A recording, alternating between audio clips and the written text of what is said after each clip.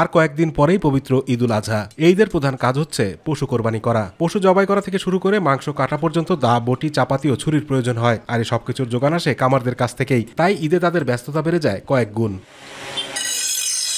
ঈদকে কেন্দ্র করে টাঙ্গাইলের নাগরপুর ও দেলদুয়ার উপজেলায় কামার সম্প্রদায় এখন ব্যস্ত সময় পার করছেন। লোহা গরম করে তা পিটিয়ে কেউ তৈরি করছেন দা, কেউ তৈরি করছেন চাপাতি, আবার কেউ কেউ তৈরি করছেন ছুরি।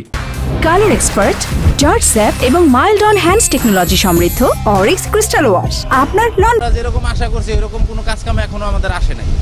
লোকজন কম, আরে বৃষ্টি 8 বাজার আসতে পারে না খুব একটা।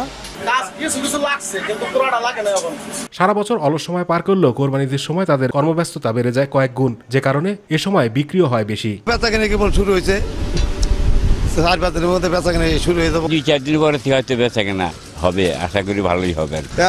টুকটাক কিছু চাবাড়ি চাকু টাকু বিক্রি হইতেছে। তৈরিকৃত দা, বটি সহ সকল মালামাল দোকানের সামনে সাজিয়ে রাখা হয়েছে। ক্রেতারা এসে কিনে নিয়ে যাচ্ছেন। তারা বলছেন, কোরবানির সময় দা, বটি, ছুরির প্রয়োজন হয়, কামাররা দাম বেশি নিচ্ছে। কোরবানির পশু প্রক্রিয়াজাত করতে সকল পণ্যের প্রয়োজন হয়, বাধ্য হয়ে বেশি দামে এগুলো কিনছেন তারা। এখানে ছুরি, দাও এইগুলি কেনার ব্যাপারে দেখতে আসছি। দাম বেশি চাইতেছে, হাজার বলে খরচ বেশি চাইতেছে। এবার দাম বেশি তুলনায় হিসেবে আর কি। তো কামারদের যে পরিমাণে পরিশ্রম করতে হয় সে অনুযায়ী পারিশ্রমিক পান না তারা। শুধু বাপদাদার পেশায় টিকিয়ে রাখতেই এ কাজে নিয়োজিত কামাররা। সরকারি সহায়তা পাওয়া গেলে এ শিল্পটিকে আরও এগিয়ে নেওয়া সম্ভব, এমনটাই মনে করছেন সংশ্লিষ্টরা।